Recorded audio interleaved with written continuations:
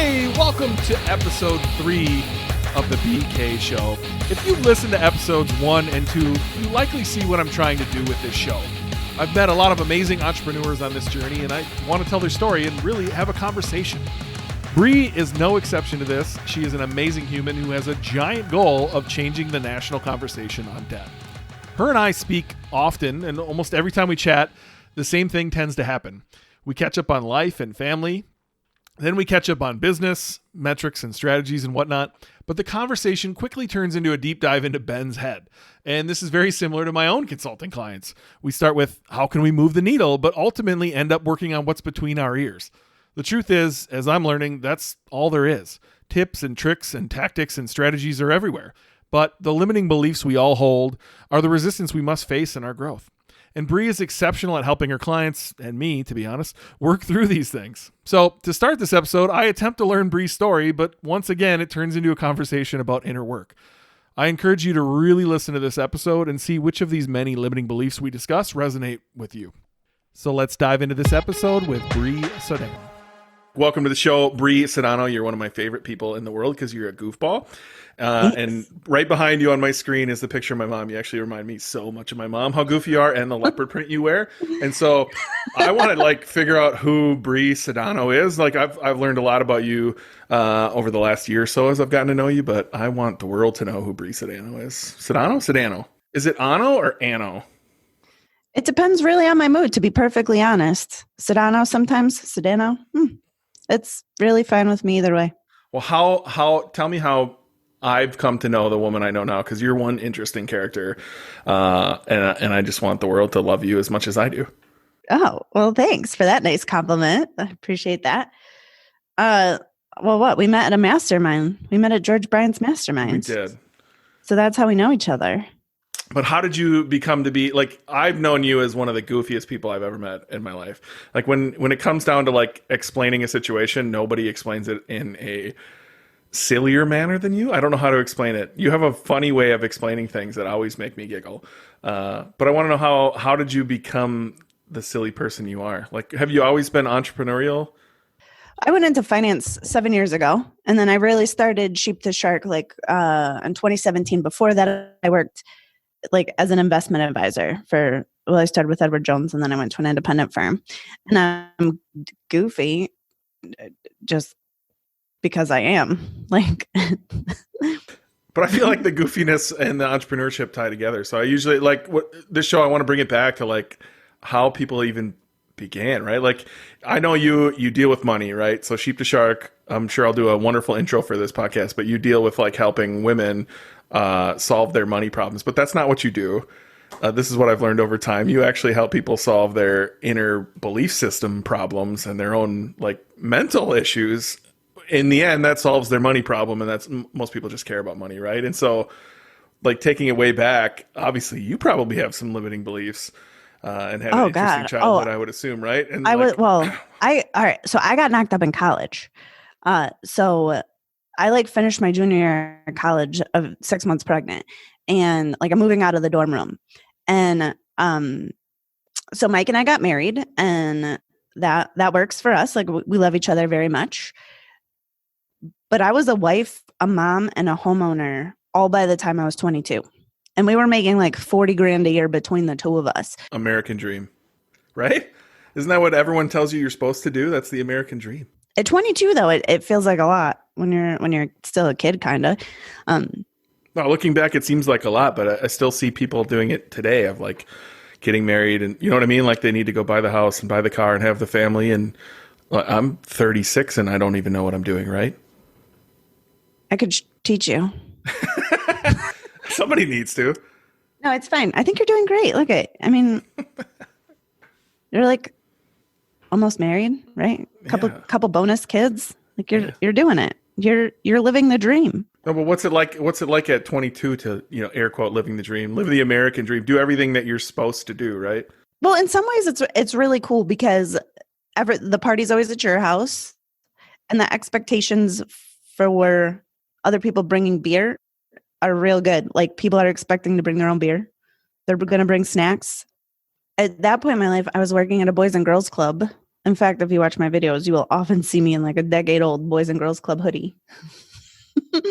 And I was not making any money, but I loved what I was doing. I was super happy. So I taught myself how to trade stock options. And that's how I supplemented my income for like a good couple of years. And then I started to hate the job. One day I was whining to my mother. She was like, Brian, it's my full name. She was like, you can trade stock options. Go take the Series 7 and be a financial advisor. And I was like, okay, Ma, that sounds like a good idea. And so that's how I got started. So I got a job with Edward Jones in the first place, selling stocks and bonds and mutual funds. And so I'm assuming you went to college for this, right? You went to college for finance? No, my degree's in urban studies. So how did you get into finance? Why aren't you studying urban developments? Well, listen, if you could teach yourself how to trade stock options and make money with it, you could be a financial advisor.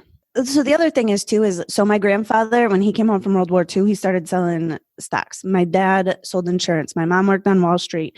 My aunts are bankers. My uncles were in finance or are in finance. And so by the time I was like 7 years old, I could have told you what a dividend was. I can only really do two things very well, and it's turn ideas into money and make things taste good. Like other than that, I'm basically just a lump. So how did you go from leaving college to doing that, right? Like buying stock options and even like obviously you grew up in that, but like that doesn't make a whole lot of sense of like you went to college, got knocked up, got married, I'm assuming bought a house, and then now all of a sudden you're like, I'm going to start doing this. What was it? There was like a motivational event. It was like, I forget what it's called, like a Get Motivated event or something. And I saw Phil Towns speak, and he talked about stock options for just a minute. And I had never even heard of them, even though I had all this, what I thought was like a whole lot of experience in the market. And I mean, again, at this point, I was like 22. No, I was probably 23 or 24 at this point. And so then I was curious. So I bought his book and I read about it. And then I bought a course online and I learned how to do it. And then I practiced. I think I paid like $3,000 to go to a weekend course to learn how to trade stock options.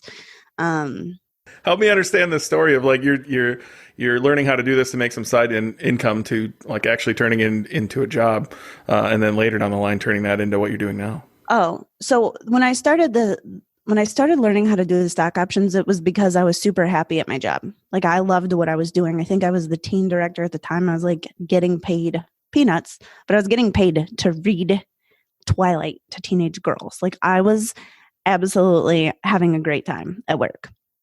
And so I didn't want to quit my job just to make more money. Like I was like, I love what I do, so let me just figure out how to make more money. And then as the story unfolded, I became less and less happy at that job. Like I started to be so stressed out about it. I really started to hate it. It wasn't fun anymore. And that was the point where I was like, I'm not going to do this anymore. So I had to figure out my next move. So I got a job with Edward Jones, and then I got all the licenses to sell securities. So are you helping like people with retirement? Or are you helping people like mostly people that are like heading towards retirement or already getting close? Or what are you doing there? Like, I don't know a whole lot about that world. Oh, all right. So it was opening a lot of like IRAs, 401k work, just like financial planning, but very much from a investment standpoint or stocks and bonds standpoint, not even in all investments.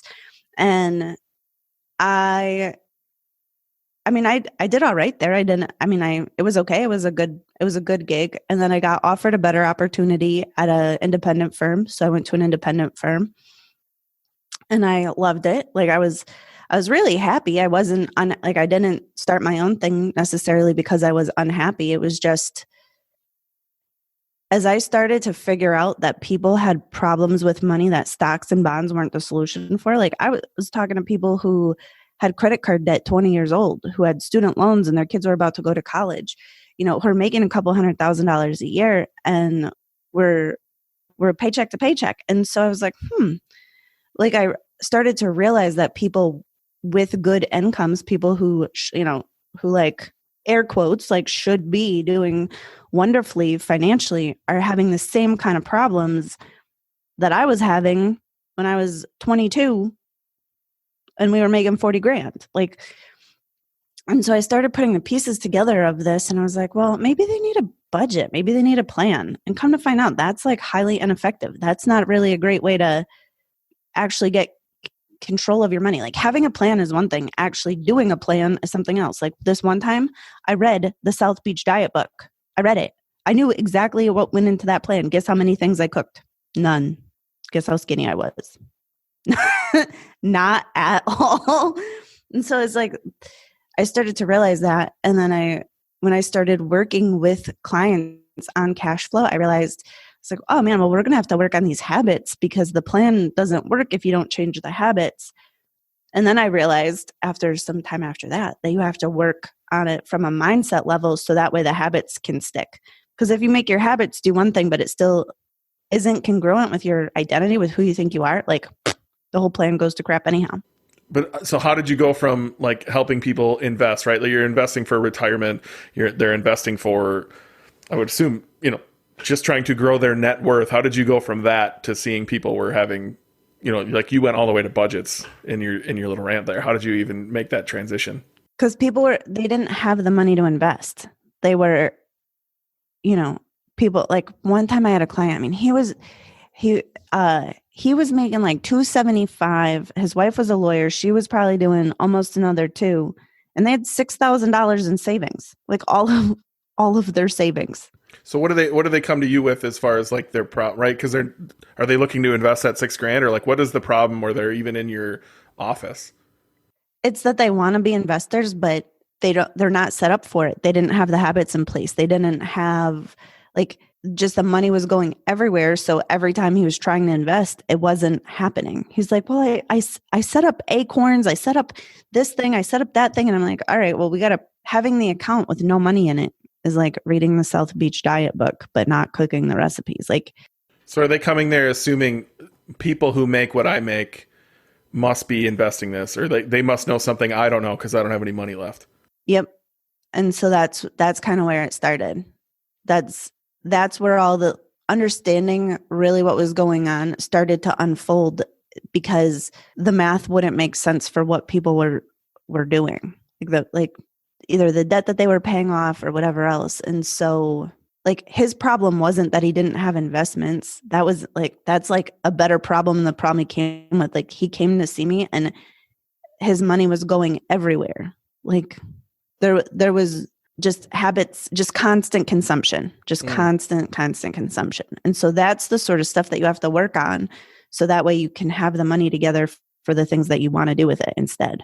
But how do you make a transition from like seeing that problem, right? Like they're coming in to make investments and that's your job is to make investments. How do you make that transition to now it's time for you to see another problem and act upon it, right? Like you're saying, you're seeing that money's going all over the place and they're not really putting money away to save, to make an investment. And so how are you making that transition from like not being the person who helps them with their investments to be the person who actually helps them solve their money problems? I actually started to ask clients to bring in transactions. I'd be like, bring me 3 months of bank statements, bring me 3 months of your credit cards. Let's figure this out. Because having a plan without that piece of information is just useless. So that's basically where we started, is he brought in all the transactions that he had, and then we could start to go in and really look and see what's going on in the transactions that are the problems. Is that what you mean? Yeah, I'm trying to understand how you move from financial advisor to doing what you do now, right? Like, because at that point, you're trying to help them invest their money for the future. You're not actually... Like I would assume it's not a financial advisor's job to like look at their transactions and figure out where their money's going and then, ultimately tell them to start the envelope method or something like that. I just had enough clients that needed it. So I started to do it. And at first I wasn't even really charging for it. I was like, all right, well, let's bring your statements in and figure out what's going on. And then I started to see, like it all started to click for me in my mind. And at that point I got my first business coach and she helped me put together like a package.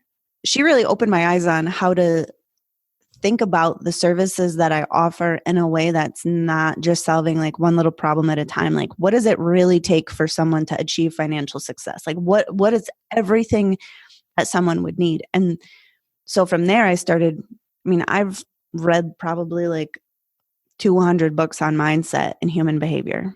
And so I just started from there, understanding the way that the brain works, understanding that way that habits are formed, understanding the disconnect between the conscious and the subconscious mind. And then the more I kind of went down that personal development, like really looking at what makes humans tick, and I started to apply what I was learning to money. And I started to see that the clients were having better and better results, because surface level advice, like, well, stop buying lattes, Linda, like it just doesn't help that much.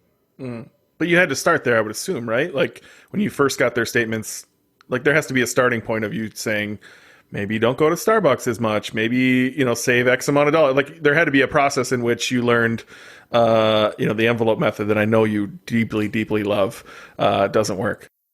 It doesn't work. No, the envelope method, like, may have worked at some point in the past when people were carrying cash, but the envelope method now it doesn't tend to work because it requires such a massive habit change all at once. So you have to change the way that you do your planning, the way you do your banking, and the way you do your shopping for that plan to work, because that's the sort of thing that if you go halfway in, like it doesn't, you have to be 100% in for the envelope method to work. So it's just a massive habit shift to try to make all at once. Yeah. So getting into the transactions, if you read enough pages of bank statements, you start to see patterns. And so that's where I started to understand habits. Like I'll tell you, like the fella I was talking about, I mean, he was spending a massive amount of money at CVS. Like I made a joke. I was like, are you like having an affair with the checkout person? Like what's going on at CVS? Like what are you doing there? And it was just a mindless habit. Like he was going to CVS to buy Gatorade, going to CVS to get a bottle of water, to buy some Chex Mix. So I'm trying, like, I understand the connection I want to make here on this podcast, and I'm struggling to get how to get it out of you. How did you make the transition from like if you looked at my statements, you'd be like, boy, Ben, you shop at Amazon a lot. Like there's just a lot of dumb purchases on there. But I know that all of this reflects back to inner work, right? Like you help people deal with inner stuff that ends up changing their outer world. And so I'm really struggling to see how did that connection come about of like, working on people's habits and belief systems, and like, not just focusing on like, I make $1,000, my bills are 600, I need to set 400 aside, and the kids need to have this set aside for 100. You know what I mean? Like, so I started to do the work on myself first. So I'll tell you, like, I had a belief that if I was helping people, that was good, and it had to be for free. And if I was working, that was also fine. But if I was getting paid for it, I wasn't helping people. There was a disconnect in my mind. And the minute I figured that out, I doubled my income like that next month. And so I started to see the power of like shifting mindsets. And then I went to a couple Tony Robbins events, and I started to really dig in on myself. And I started to see the major shifts that I was making. Like when I hired that first business coach, I was making like $3,000 a month, and I was kind of struggling to do it. Like I was definitely working hard to build that practice. And I started from scratch. So, I mean, getting to $3,000 a month and that kind of work is, like I didn't suck at it, but I was definitely hustling. And when I started to shift those mindsets and I watched the success happen so fast, I was like, literally that one idea was costing me like $20,000 a month, that one idea. And so then I started working with clients on the same sort of stuff and seeing just massive shifts. And so the more that I do this, like at this point, I mean, like when I started, I didn't know all the things that I know now. And so now I can, like, over the course of time, like I learned, like there's how the stuff that happens when we're kids, how the ways that we were programmed, how everything that you consider to be normal about your financial life impacts like the way that you think about money, and that impacts the way that you feel about it, and how you like the state that you're in. Like if you're making decisions, you ever have scarcity, like your scarcity feels like panic. It feels terrible in your body. When you're making decisions from that place, your decisions are going to be way weirder and way less awesome than if you're making decisions feeling like you're on stable ground, like you're going to be okay. But how do you make that transition, right? So I can see this just going through my entrepreneurial journey. Like I grew up in a household of we're poor, we can't afford it.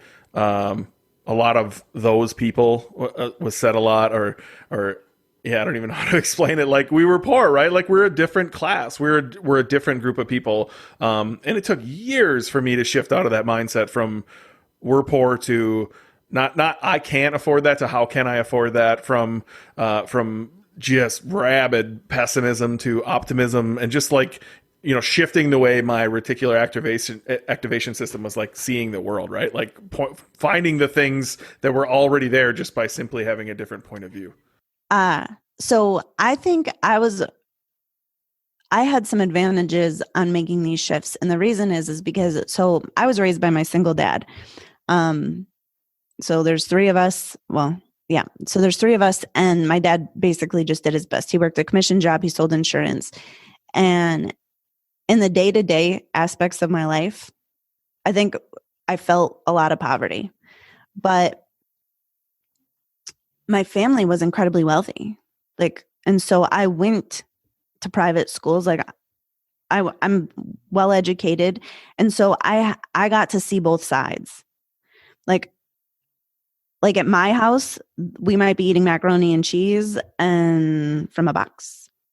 But if I went to like a family party, it was like filet mignon and red wine. And so I got to see both sides of every like of the financial life. So I came in a little bit with a little bit wider perspective than I think most people do. My normal was both sides of the spectrum. How do you make that shift in other people? Because it took years for me. It took me having to see it.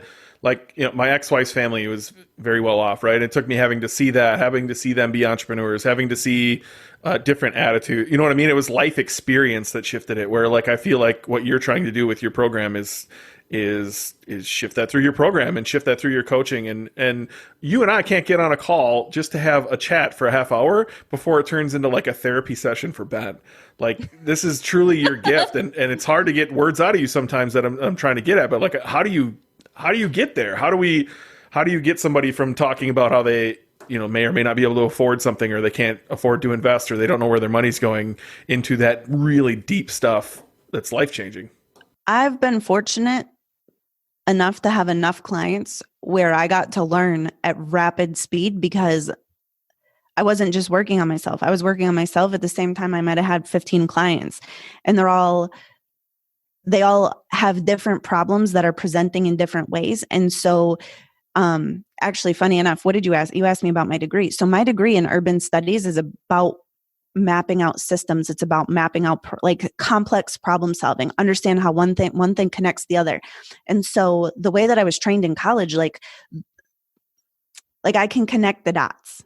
And so that's just like it's literally just that. And so when I'm working with my clients, like if we're on a podcast, but right now I'm in my office, and the entire wall of it is all covered in sticky notes of huge white pieces of paper, understanding like all the different ways that scarcity shows up for people. And so then I started paying attention to the language around that. So if you tell me, for example, I don't even buy extravagant things, chances are I'm going to look in your transactions, I'm going to see that you're inefficient, because that's the language for what that feeling sounds like. So if you're crazy, if you're busy, if you're all over the place, you're going to feel like your money's always gone, but you didn't even buy anything good with it. And so I started to just literally like make notes of what problems my clients were having, the language associated with it, the feelings that came with it.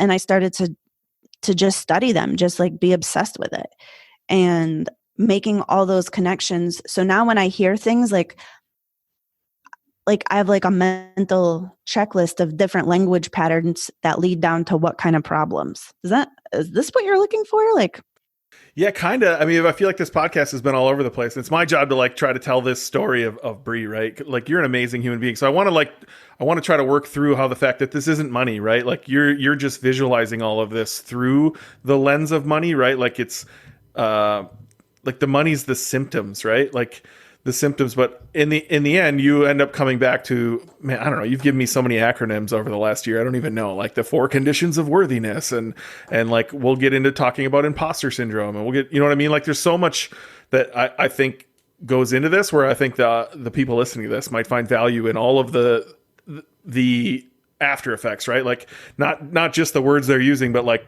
all the feelings that you're fixing. the thing is the way that I've basically, after all the work that I've done, and at this point, I've literally worked with hundreds of clients, what I've come to understand about money is that money is basically just a reflection of your relationship with yourself. And so oftentimes when we have money problems, if you follow it down the rabbit hole far enough, you find the real problem.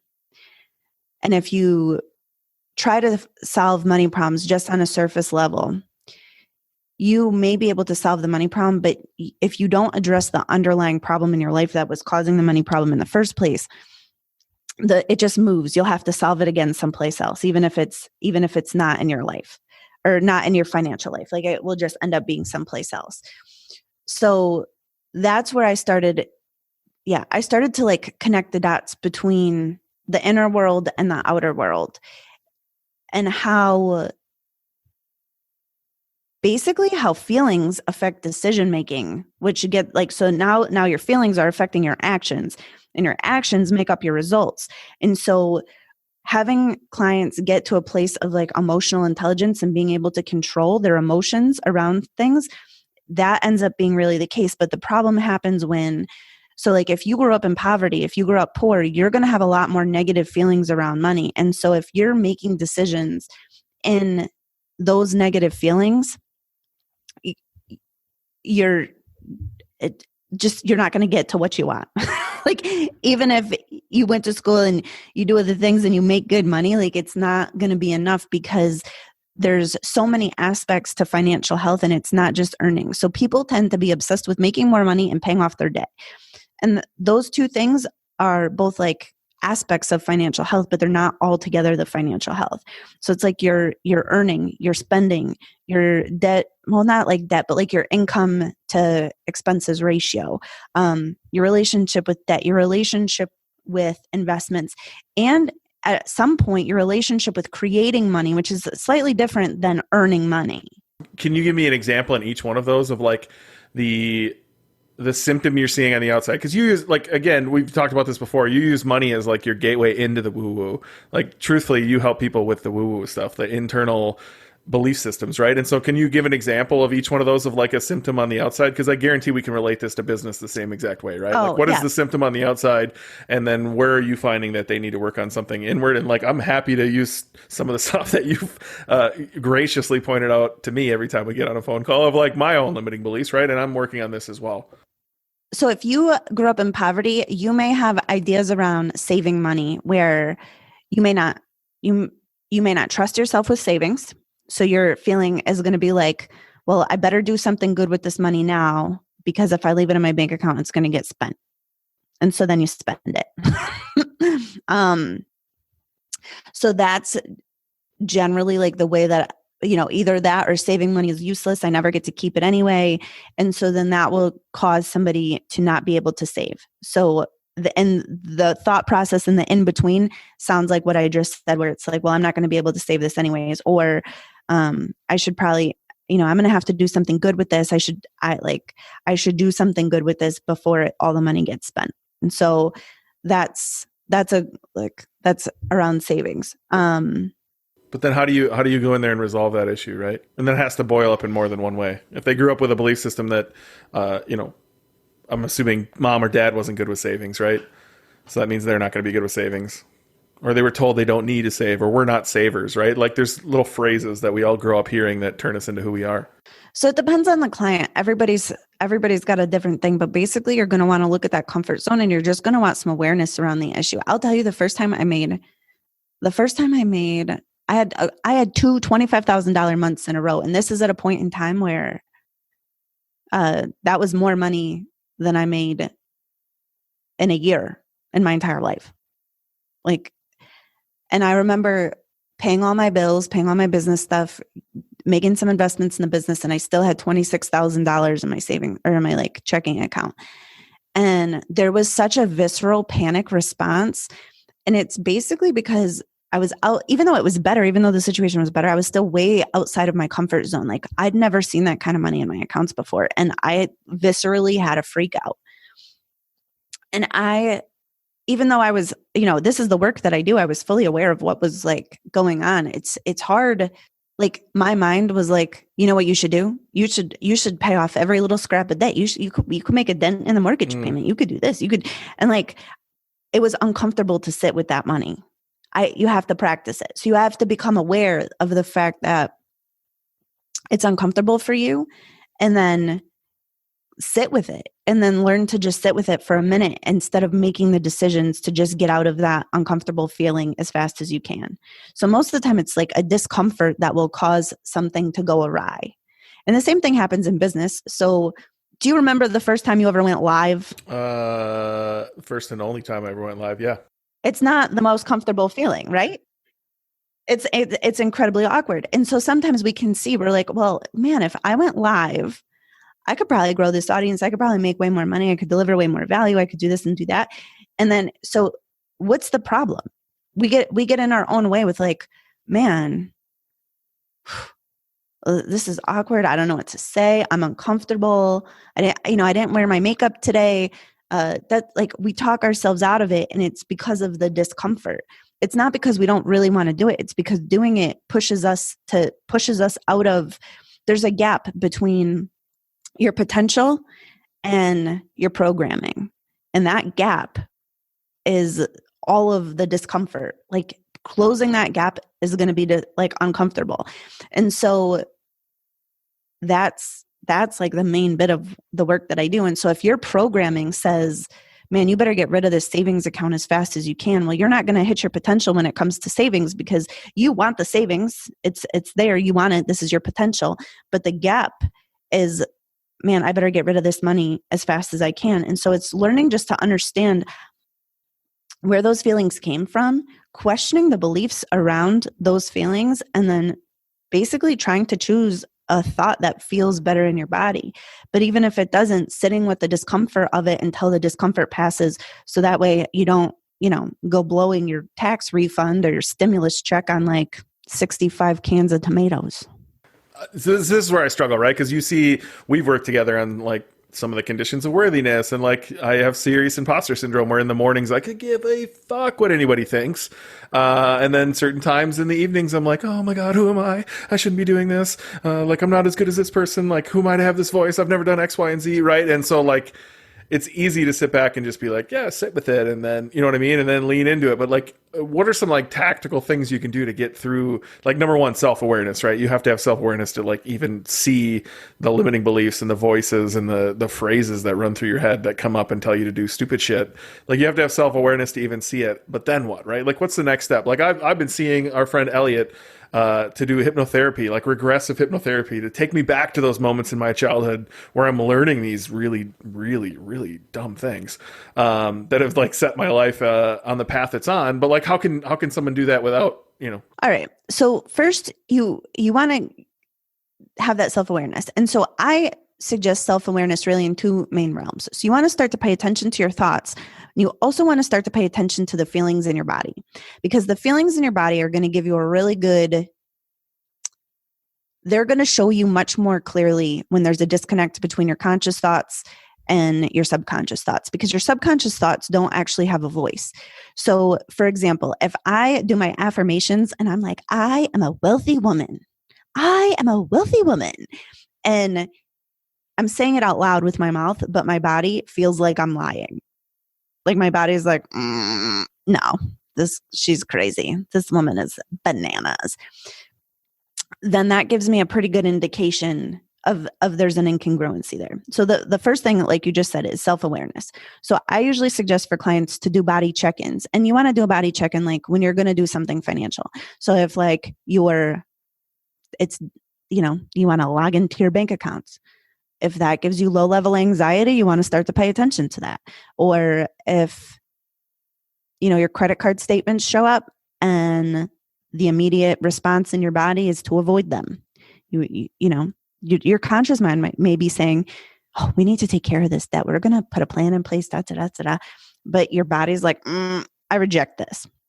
So then you want to start to be the gentle observer. And so being the gentle observer is just observing these things without judging yourself. Because as you start to become more and more conscious of your subconscious, the last thing that's helpful, what's not helpful is to beat yourself up about it. So you want to just observe. Just, oh, that's an interesting thought. This is interesting. Then you want to start to question things. So taking care of a limiting belief is kind of like getting a table to fall. Like you're gonna question it. And if you because questioning it is going to pull the legs out from underneath the table. And so then the belief can fall. So for example, if you can go back and find a story where you've come to make something believe something, then you can ask yourself, is this the truth? Like, is this the truth? So I told you that I had a belief that if I was helping people, it was for free. And if I was working, that was fine, but I could get paid, but I wasn't helping people, right? And so they were two different ideas. The idea that I could get paid for helping people, they were two separate things. It didn't make sense in my brain. So I went the memory was, I was maybe 5 or 6 years old. I went next door to my old lady neighbor's house. I helped her take out her trash or something, out of the kindness of my heart. And she gave me some coins and a $1 bill. And I went home and I told my mom, and my mom was mortified. She was like, you charged that woman to take out her trash? And I was like, no, but she gave me the dollar or whatever. My mom made me go and return the dollar. She's like, you helped that woman because you wanted that. You just do it from the goodness of your heart. You don't expect to be paid for things like that. And so now I have all this embarrassment and shame. I had to go return the dollar. I got in trouble. And so that belief came from that story. And when I looked at that, I was like, oh God, all right, well, okay, I can see it from my mom's perspective. She thought I was out hustling this old lady, taking out her trash for $1. And that wasn't exactly the case. And I see it from the older lady's perspective. I was there. She wanted to give me a coin. It made it feel like a fair exchange.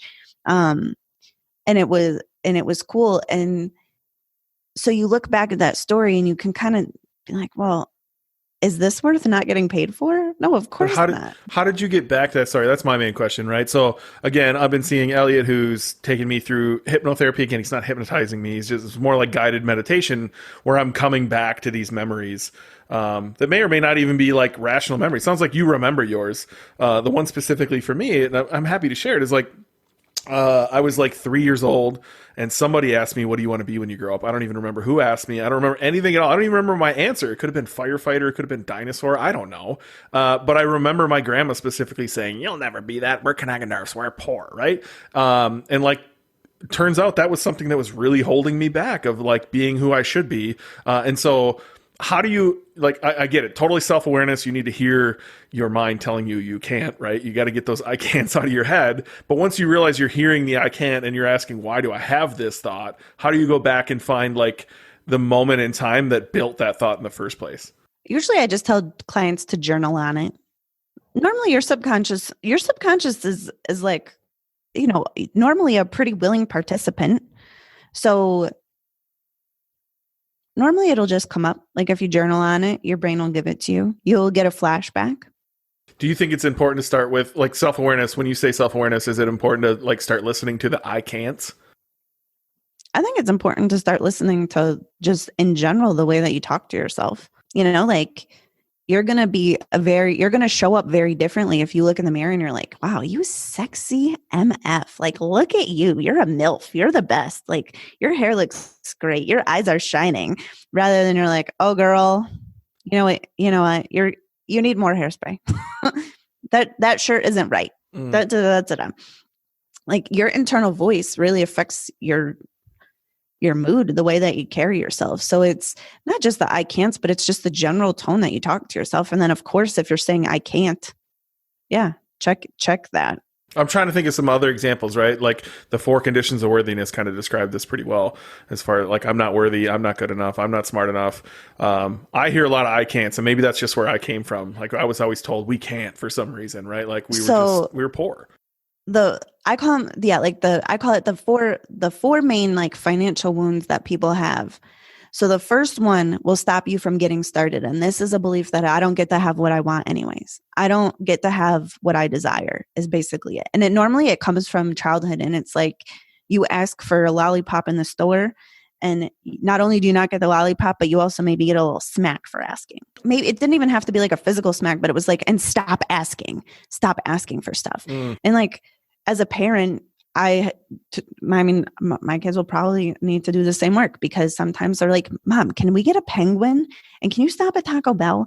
And then the other one will be like, well, I don't even want Taco Bell. Can we go to Starbucks? And you're like, no to the penguin, no to the tacos, no, just stop asking me for anything. Just let me drive home. Just be quiet. I would say that phrase is uttered at least once a day in my house. No, and stop asking. No, and stop asking. So as kids, we basically learn that like, I don't even get to have my desires because when you're a kid, you have no ability to create your own desires. You're asking somebody else to do it for you and they don't want to. And so that ends up being one of the big things that stops people from getting started in anything that's going to yield massive financial success is I don't get to have my desires anyways. People forget to dream. I ask people all the time, I'm like, if I had a magic wand and I could make your financial situation be any way that you wanted it to be, what do you want? And they're like, I want to pay off my debt. Like, I have a freaking magic wand here, and all you want is your credit card bill paid off. That's it. I remember hearing somebody talk about this. I can't remember who it was, but they interviewed hundreds and hundreds of people for a job, and then they asked if they could give them one thing, if they could give them like one amount of money that would make them happy. And I feel like that's the way they phrased it. And like literally everyone answered $1 million. Literally. They all answered 1 million because that's all the bigger they could think. That was like a big number to them. And so it's weird that you say we can't dream, right? We can't think about it. I like the way you worded that we can't have it anyway. Yeah. So that stops people from getting started. So entrepreneurs, generally, if you're in business, if you're doing the thing, you've overcome this or you didn't have that one to begin with. The second thing that stops people is the idea that I'm not good enough. And so what this sounds like in your mind or in your words is like, oh, I'm going to need a master's degree first. I'm going to have to take this course. I'm going to have to get my website just right. I'm going to need business cards. I have to have this thing outside myself to be able to get started doing the thing. Like, I'm not going to do the thing and help the people until my website is done, until my college is finished, until da da da da da. And so oftentimes, my clients generally are super well educated, and that's part of the jam.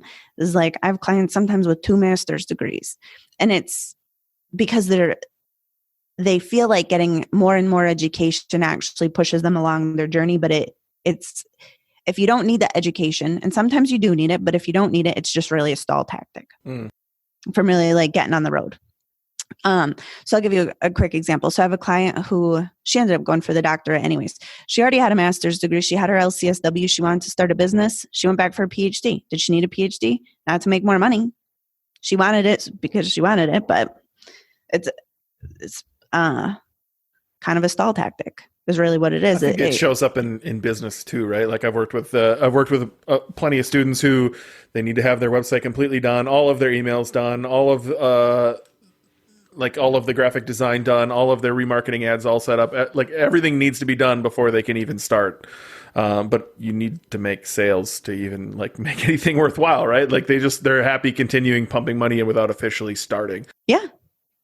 And so that's the feeling of not being good enough. That'll stop that. And that not being good enough will stop you from showing up to give the thing that you have to give to the world, whatever your thing to give is. Not feeling not good enough will stop you from giving it because you feel like somehow you're not really good enough to share your gifts with the world, whatever those gifts may be. I feel like everyone has that one. So do you have any tips on how to get over that one? Other than kiss the girl? Yeah, I mean, like sometimes you just gotta momentum. Action actually really helps with this and getting started doing it. Sometimes you got to go deep inside your mind. If there's something really horrific there, sometimes you'll need to address a deeper mindset issue. But really for most people, just seeing that their brain is tricking them is generally enough to get into action and do the thing. I do find that like motivation comes after action anyway, right? Like once you actually sit down, I struggle with like not getting started. And so once I actually just sit down, do 5 minutes of work, magically all of a sudden I hop into flow and the motivation comes and I start getting the things done I needed to get done anyway. It's usually just taking that first step. Yeah. Yep. That's generally it. Then the third thing that really jams people up financially is feeling not worthy. And so this is on the receiving side. So the other side's on the giving side. Feeling not worthy feels like, oh, you're my friend, so you could pay me next time. Oh, I'll discount it for you. Oh, I know you already, so I won't charge full price. Oh, I won't ask for a raise because I think my boss is struggling. That sort of thing, or getting paid and giving the money away. Oh, I make such and such, but I pay my brother's phone bill, or I make such and such, but I where it's not necessary, like when where over giving is not out of a sense of generosity, but more of feeling like you don't deserve it, so somebody else should have it anyway. Where does that one spawn from? I don't know if I suffer that one, but I definitely see that in other people. Sometimes we feel guilty when we have more than other people have. Sometimes we feel like we'll have to take on obligations that we don't necessarily want to take on. Feeling not worthy is really just, you're worthy because you are. There's nothing more about it. Like, you're worthy because you are. I'm worthy because I am. Everyone listening, you are worthy just because you are. But over the course of our lives, we start to put conditions around that. So, oh, be a good girl and pick up your toys. Oh, be a good boy and go get me a beer. Oh, be a good whatever and do this thing. And so we start to put conditions on our own sense of worthiness, basically pleasing other people. So after a lifetime, you do this for 30 years, you start putting so many conditions on your worthiness that they start to overlap and get tangled up, and you can't satisfy it anyways. So you have to start to look to just really, and there's nothing to do, there's only to undo in regards to worthiness. Like, you're only going to undo it. Like, you're good enough because you're worthy because you are. Like, there's nothing more to do around being worthy. Like, you already have it. It's already in your pocket. It already exists. You just have to take off the layers of crap that you put onto yourself. So sometimes that's just being kind with yourself, not needing to be everything to everyone. My clients tend to be women. Almost all my clients are women. And so sometimes this will be people-pleasing behaviors, fear of criticism, fear of judgment. Oh, if people don't like me, I'm not good enough, I'm not worthy. People, not everyone likes me. And most of these kind of thoughts, really, once you expose them for what they are, they're absolute nonsense anyways. Like, sometimes just taking out a subconscious belief into the sunshine is enough to kill it. Sometimes you don't have to, it literally, they just disintegrate once you see them for what they are. Yeah, I mean, I've been fortunate enough to be in front of a room where some of these things get called out in front of a group of people, and it's amazing. It takes a little while, believe me. It's amazing how silly they look from the outside. Like, so I was in front of a group and watching other people do it. I was like easily able to point these out, and I was like, oh man, I'm not going to look like that when I get up there. And then I got up there and I looked just like that, and I had some limiting beliefs that were hilarious from the outside, I'm sure. And I still. And I didn't even see them while I was up there, right? But the whole thing was recorded, and I had the ability to listen to it multiple times after, and I was just like, wow, I sounded just like everyone else up there. Where sitting in the audience, I was able to be like, wow, that's why are you thinking like that? That doesn't even make sense, right? And then I go up there and I do the exact same thing. Yeah, because when it comes to other people, we can just love them where they are. When it comes to ourselves, we have all these expectations that we're not meeting. There's always going to be a gap between your potential and your programming, always. Because once you even if you close the first gap, your potential is going to expand again. You're always going to have a gap. To continue to grow, there's always going to be something about you that you're working on, that you're always going to be pushing the envelope of more and more potential, more and more to get. I'll start when I get there. Yeah. So it's like I'll start when I talked to a lady yesterday who was like, called me for student loan help. And then she was like, well, I'll call you back when I have the student loan thing figured out. I'm like, well, that's like calling your personal trainer back when you're skinny. Like, how about you just let me help you do the thing? It's, but that's the fear. That's, the gap between the programming and the potential is like, you're going to be in fear or discomfort because you're going to be outside of what your brain knows is normal. So, your subconscious brain's job is to keep you alive.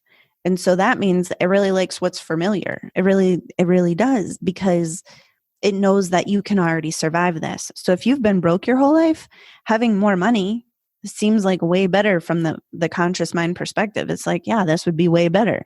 But your subconscious mind just sees it as different, which is dangerous. And so that's the difference between the programming is like that first time that I mentioned, I had $26,000 in my bank account for the first time ever in my whole life. That feeling in my body was the same kind of feeling that I get when, your car almost crashes, or you like watch your kid do something stupid and dangerous, like that heart dropping, like panic feeling. And it was everything I'd worked toward. It was everything that I'd been trying to achieve. I finally got it. And my body response was freaking out because it wasn't my normal yet. It was something brand new,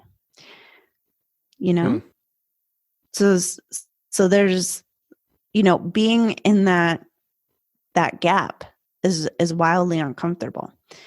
So then the last reason that people get real jammed up financially, and this happens really once you already start having success. This is a problem once you're already moderately successful. I don't see this problem really from people who are not getting started just yet, but it's the fear that I'm not going to be loved. I'm going to outgrow my tribe. People aren't going to want to hang out with me anymore. I'm going to make more money than my dad. It's going to be weird. I'm not going to be able to go home if I'm one of those people. Mm-hmm.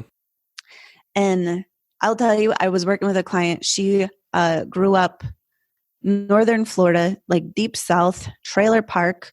Like, she used the word white trash to describe how she grew up. And the family like motto was basically, those people get rich working, off the sweat of people like us. This was like an attitude that was ingrained in the house. Like, those people in the white shirts work in the air conditioned offices, right? So there was a lot of resentment around that.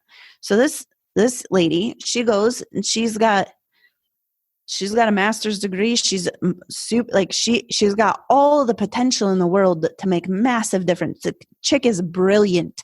She's smart. She's well-spoken. She's beautiful.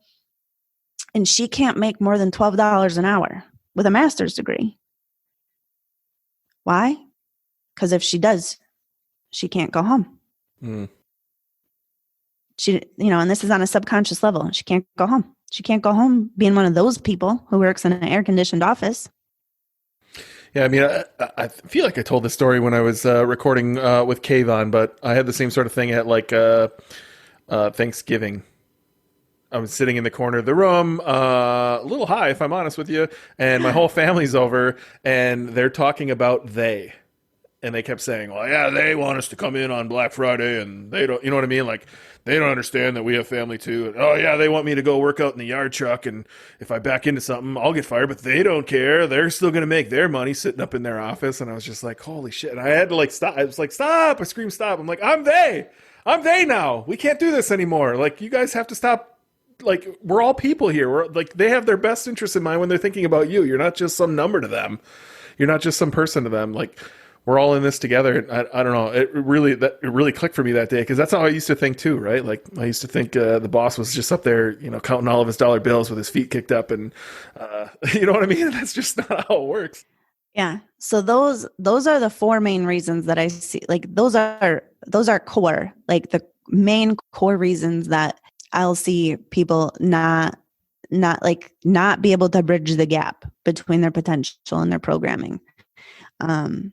And then there's like a zillion other smaller, more nuanced stuff, like the comfort zone. And duplicity is interesting. Duplicity is something I see a lot in my clients. And so when you hold two conflicting beliefs. So I actually, so for those of you guys who have not seen me, I'm a chubby little thing. I'm like adorable, but chubby nonetheless, right? And so I recently did a little bit of mindset work around that. And so I was going like doing diets and eating healthy things. I bought organic lettuce. I was like drinking water, putting lemons in it, doing all these things, and still really like no results, nothing there.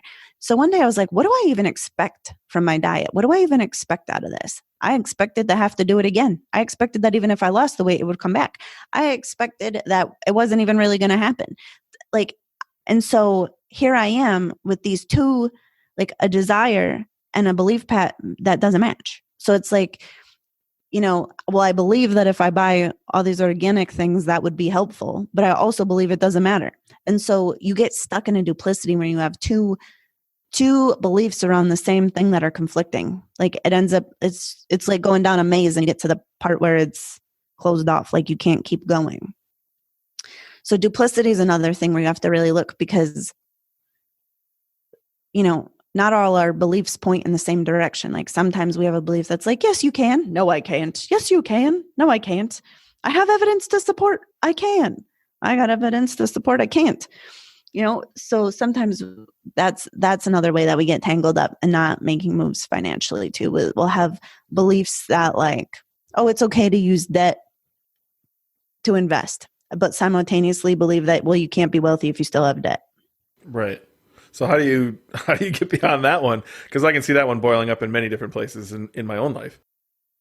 So for something like that, you have to kind of start to choose what it is that you want to believe and then question the belief that you don't want anymore.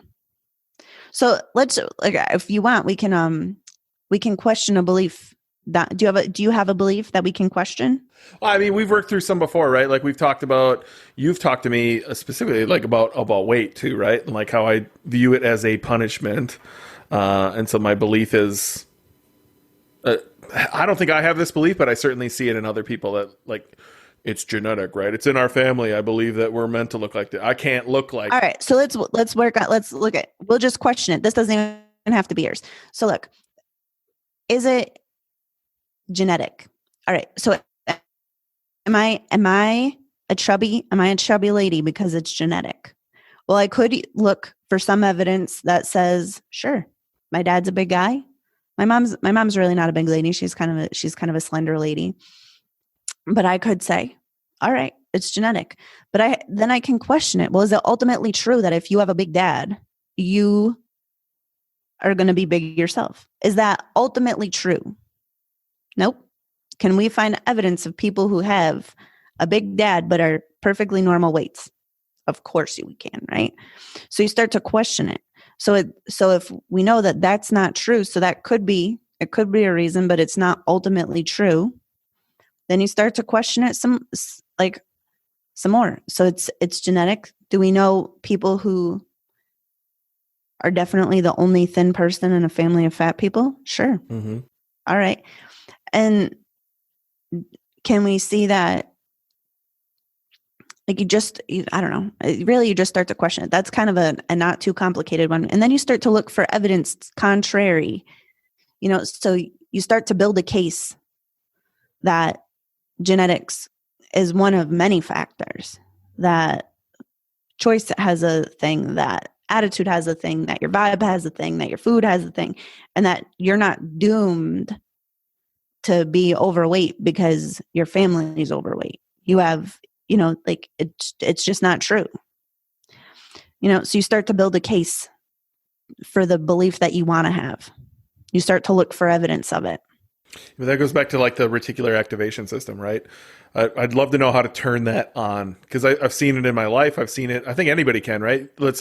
Everybody who's listening, imagine the last vehicle you bought, whatever it is, you have it in your mind. How many of those did you see on the road before you bought it?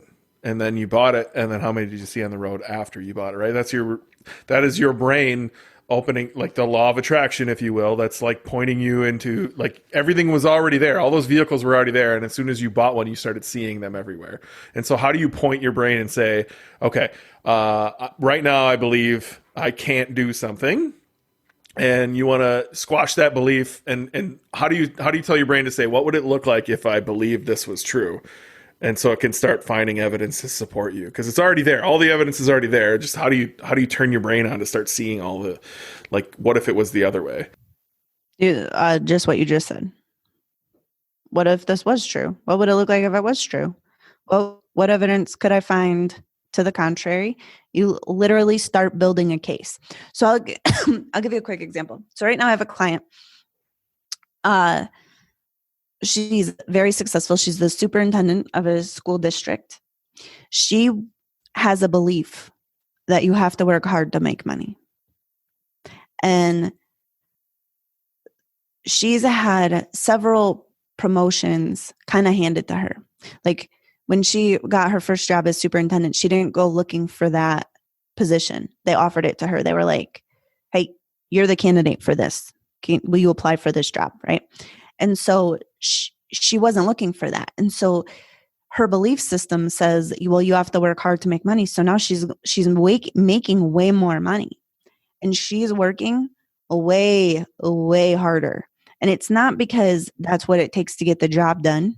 It's not because that's what's required of her. Like nobody's making her work 75 hours a week, but that's what she's doing. And it's because if she doesn't work that hard, basically she feels like she doesn't deserve it. Like she's undeserving of the paycheck. She's judging the work. She's judging the hard, like how hard she works is what's going to be the basis of her salary, not the results that she gets. And so that's like a belief that we're working on. So it's sometimes too, you have to get off the hamster wheel of the thought, which is fantastically hard. It takes a lot of courage to stop doing something that you're doing super fast. And so you start to build a case. You start to build a case for, well, who do we know who makes more money than you that works less hard than you? All right. And who do we know that's getting the best results of all the superintendents? All right. And do they have to work 75 hours a week to get those results? Because, at this point, like that belief is showing up. She's not delegating things. She's not using all her resources. She's taking more and more things on because on some levels, she feels like she has to work that hard to justify that kind of salary. So you start building the case. Does this make sense? Mm-hmm. You start building the case to break down that belief. And then there's, if you're in a hurry, you can use other modalities. You can go see a hypnotherapist. I like Psych K. You can find yourself a Psych K practitioner. Sometimes we have an emotion that gets stuck with something. You can do a little like emotion code. There's a lot of really cool modalities now. And the more we understand subconscious, like your subconscious is incredibly plastic. Like sometimes just deciding that you want to choose to see the world differently is enough. Sometimes we have something that's super dug in, that's, there's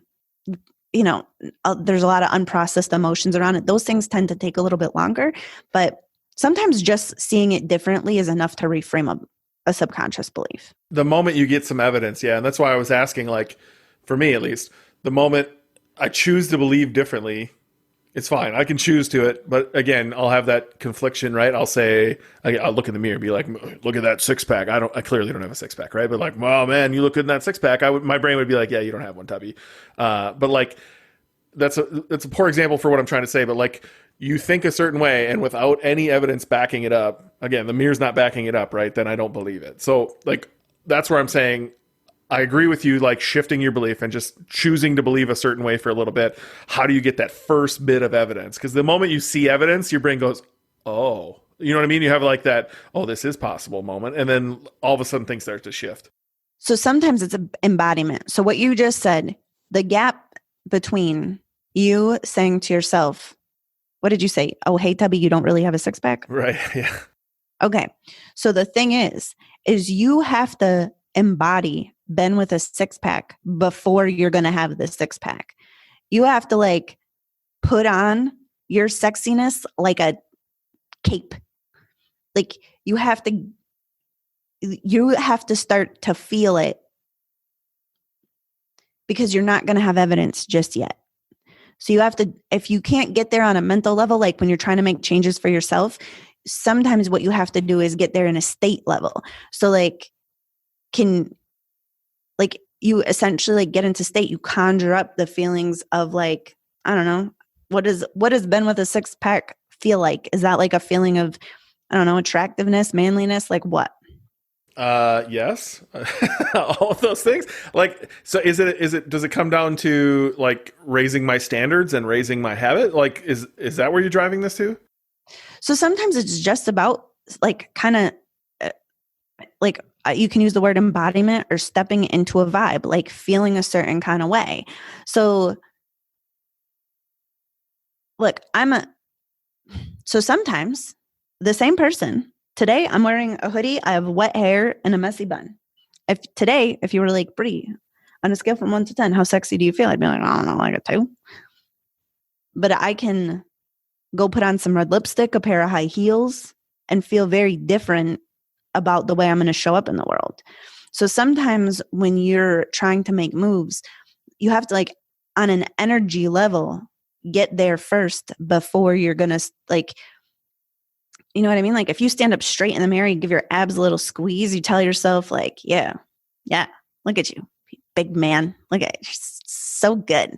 So fantastic. Like you'll get there on an energy level. And then that day you're going to stand up a little straighter. You're going to squeeze your abs. Like keep your abs a little taut when you're walking. Like you have to be Ben with abs before you're going to have the abs. So sometimes you have to get there on an energetic level before you're going to get there in real life. Does that make sense?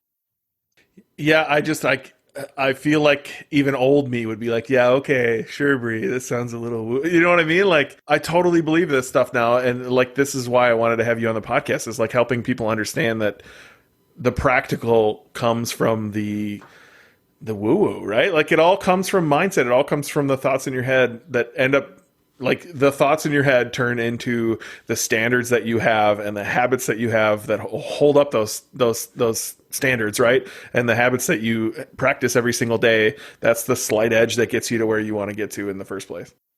Yeah. And this is where I was talking about like focusing on like being aware of your body feelings, because thoughts lead emotions.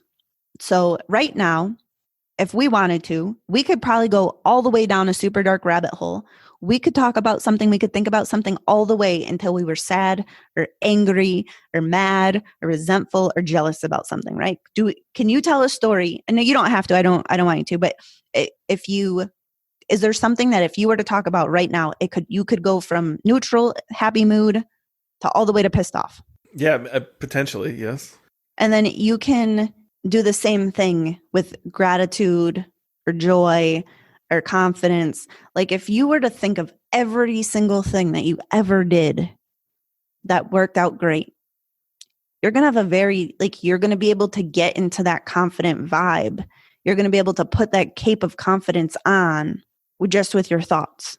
And so you can see confidence when someone walks in a room. You can see it. You can see whether or not they're wearing that cape just by the way they show up, just by the way they present themselves. And so sometimes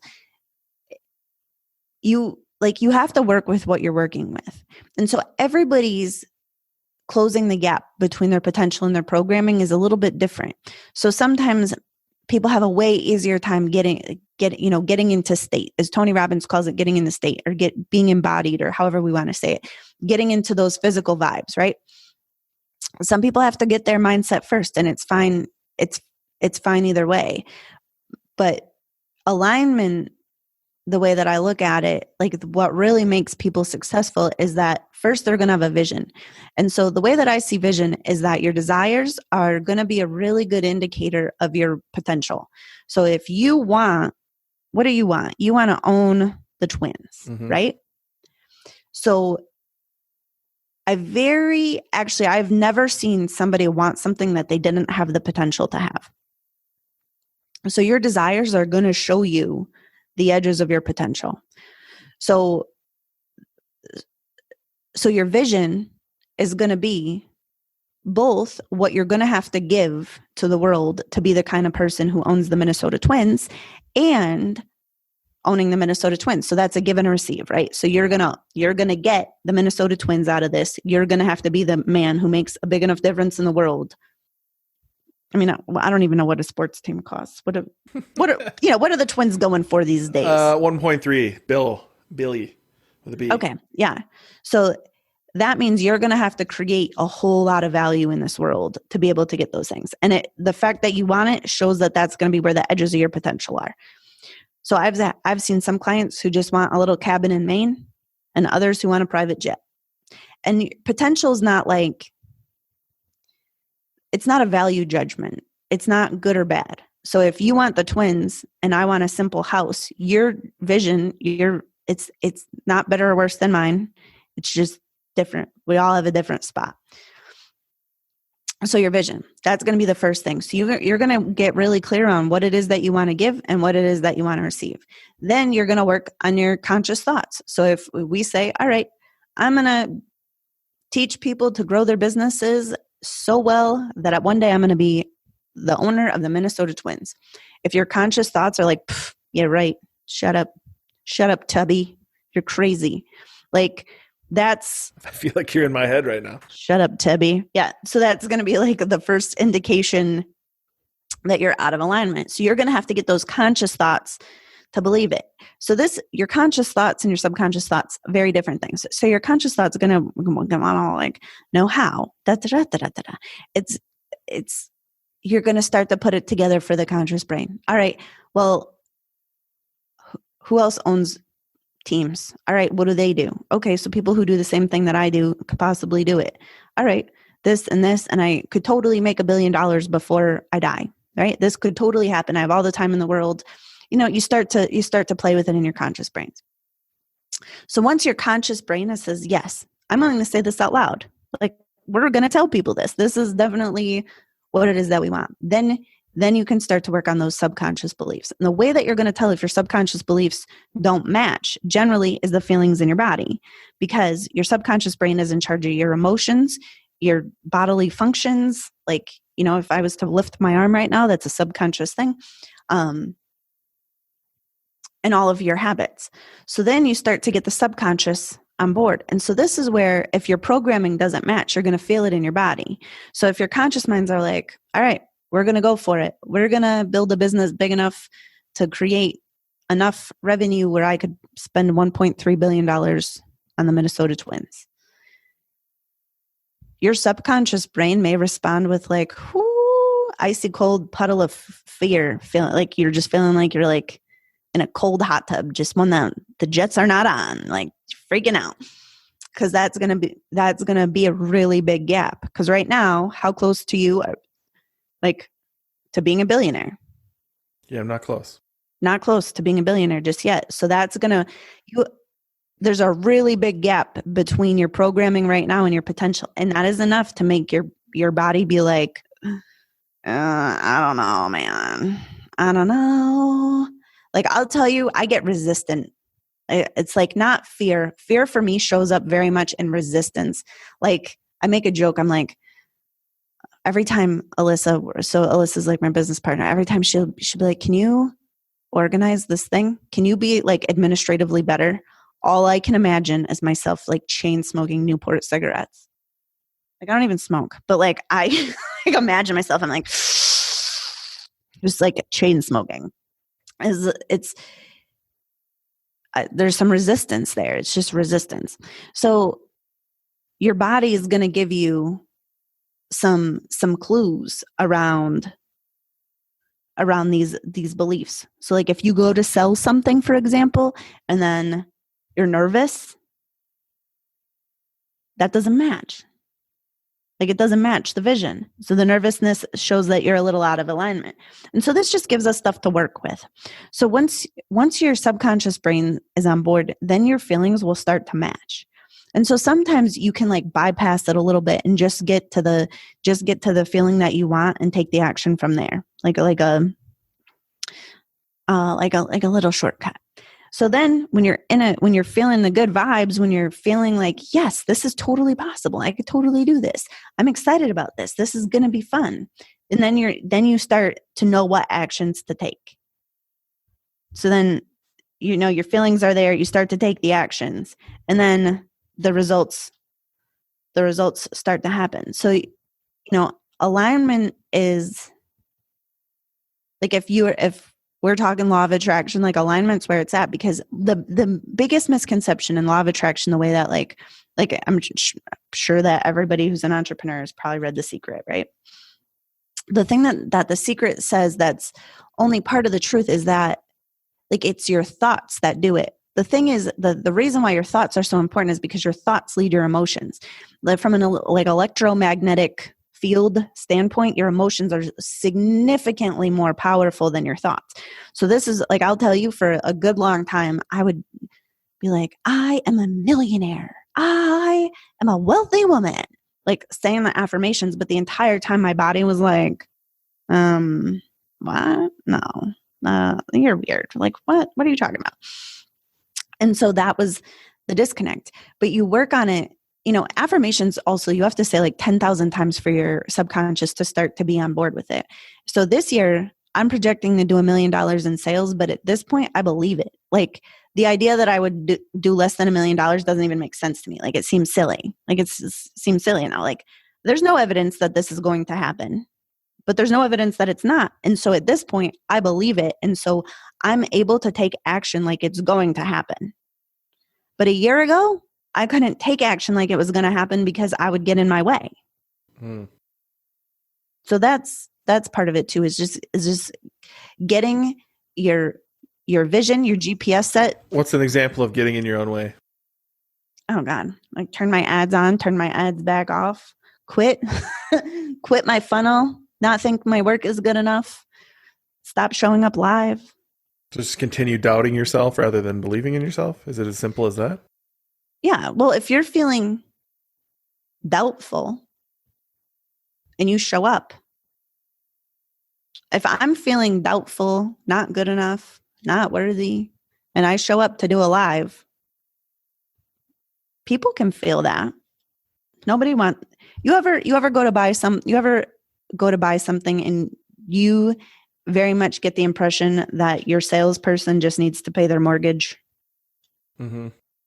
That feels very different than talking to someone who listened to what you said and is really trying to help you get the best results for your life. You can feel it on people. If you had to give like one concrete thing everyone could do today to like start shifting into believing more in themselves, right? Because that's as simple as it is, like believing you can rather than believing you can't. Like what is one simple thing, not affirmations, right? You just said it's going to take 10,000. Then what's something simple we can do today to start realigning ourselves? Questioning beliefs, I think, is the fastest way to make shifts. So affirmations take a long time. And so that's putting programming in over old programming. When you question beliefs and then you start to find evidence of the thing that you want being true, you could probably take like a half hour with a journal. And so basically the first thing that you want to figure out is like, what is the belief that isn't helpful? Great. If you can figure out why you have that belief, write it down. Then, because that's going to give you a little bit of context. That's going to give you the ability to go in with your adult brain and see the situation with adult eyes. So the story that I told about my mom and the old lady with the coin who gave me the $1, like as a kid, I made that story I put a story on that situation that said, well, if I'm helping people, it has to be from the goodness of my heart for free. And I can work and make money and that's fine, but it's not helping people. So I made that story with all of the wisdom that a 5-year-old has to offer. And here I am, 30 years later, still basing my prices on that. So if you can see, then this way you can kind of go back in with your memories and be like, man, all right, I see where my mom was coming from. All right. And you can see yourself as like a kid understanding why you believe that. And it makes it just a lot more compassionate with yourself. Like you can just be a lot more compassionate to understand why this thing happened because, that belief was put in subconsciously by a 5-year-old. Literally a 5-year-old made that call. And so then you can question. So then the thing that you want to do next is question, is this ultimately true? Is it ultimately true that you cannot get paid for helping people. No, of course not. Doctors get paid. They help people. Like lawyers get paid. They're helping people. Well, whatever. Mostly, right? They're mostly helping people. Mm-hmm. Like cops get paid. They're helping people. Like pretty much everyone that's ever been employed was doing something to help people. The whole reason that employment even exists is to help people. Right. Exchanging value. Yep. So that belief like immediately just became smushed to bits. So I didn't even have to go on to step 4 because I was like, oh goodness, this doesn't even make sense. Like sometimes that's enough to open up a subconscious belief. And so then if you're still feeling like, oh, all right, well, it's not ultimately true. So you're going to have personal evidence sometimes to support a belief. You're going to have a lot of personal evidence to support something. So like, for example, if you have a belief that you're not good enough, chances are there will be some evidence of that being true. Your brain has been collecting it. Well, she's not good at climbing ropes. There was that one time she burnt the brownies. She yelled at her kids today. All right, not good enough. Not good enough at being a mom. Not good enough at baking brownies. Definitely not good enough at climbing ropes, right? So you want to start to build a case for the belief that you want to have. So if it's being good enough, maybe keep track of every single thing that you did today, every single thing that you got done today, every single person that you helped. You have to make like, and you follow your intuition a little doing this stuff. Like sometimes your subconscious will give you like a little like guidance or a little hit, like, oh, all right. And so you want to start to make a case. All right, so being good enough, great. Well, what's 55 things that I'm good enough at right now? I'm good enough at this. I'm good enough at this. I'm good enough at this. And you start to show your brain. You start to build the case. Beliefs like, you have to work hard to make money. You start to look for people who make a way more money than you that work less hard than you. You start to build a case for that. And that's basically training that reticular activating system. Now you're putting that confirmation bias that comes from believing something and then seeing that it being true. You're programming how you want your brain to observe the world just by making that case. So that's basically it. So you question whether or not it's true. You find evidence to disprove the thing that you believe, and then you find evidence to prove the thing that you do want to believe. That's a great way to change subconscious beliefs fast. The trouble with this is that if your story is super emotionally sticky, if you have a lot of unprocessed, a lot of hurt feelings around something still, you're going to need to you'll need a little extra additional help. But if you're just run of the mill, you have to work hard to make money, like family programming, things that aren't covered with scar tissue, this is a great way to make massive shifts quickly. And I like the self-awareness, like part of that in front too. Like it's all there. I was explaining earlier how at night I feel like I'm not good. Who am I to be doing this? I'm not good enough. And like, I can feel it like in my chest. Right. And so just taking that moment to ask myself, why am I feeling this way, goes a long way before I even, start deep diving into it, just acknowledging that it's there. Right. A good friend, Steve August, says, dance with it, right? Just dance with that emotion, and rather than let it affect me the way it is currently. And sometimes, as you start to be very aware of feelings, you find that you misname them. And I'll give you a quick example. So for a very long time, getting a testimonial, having somebody really compliment the work that I do very deeply, not like oh, Brie, you look beautiful today. Great. Thank you. Brie, you literally changed my life. I'm a better mom because of the work that you did. I'm a better business owner because of the work that we've done together. Like, that would make me cringe with discomfort, squirm, like literally not even be able to tolerate it. I had clients come in to give me testimonials at an event I was doing. I couldn't even stand on the stage. I was so uncomfortable about receiving those kind of compliments. The thing about it is being humbled felt very much like being humiliated in my body. So I was my conscious brain is like, man, we should be getting more testimonials. My body is like, please don't. Like, what? No, because it feels this like almost the same way. Is it very viscerally similar to feel that way? To feel, I don't know, like humbled is the word that I would say it, but humbled and humiliated are very, very similar feelings inside the body. And so this is like next level self-awareness because it's incredibly nuanced. It's not, it's not the difference between happy and sad. Like it's like, and so I would avoid it because that body sensation for me is very much the same as like hot cheeks, like flushed, like heart pounding.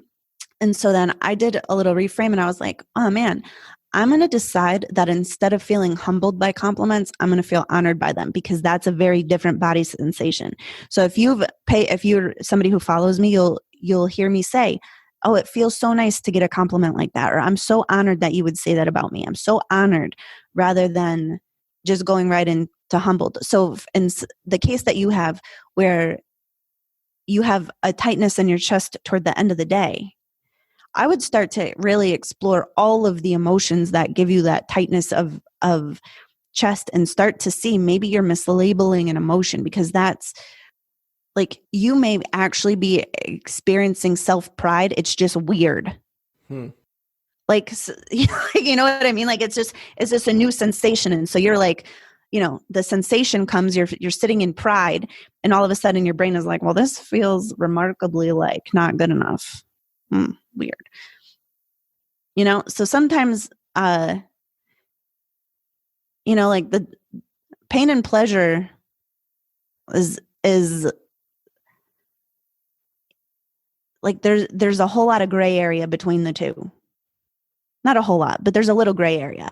And so sometimes with our emotions, like sometimes the body sensations. And so this is again, like super next level self-awareness. But if you start to really pay attention to what different emotions feel like in your body, you'll find that sometimes you're mislabeling them.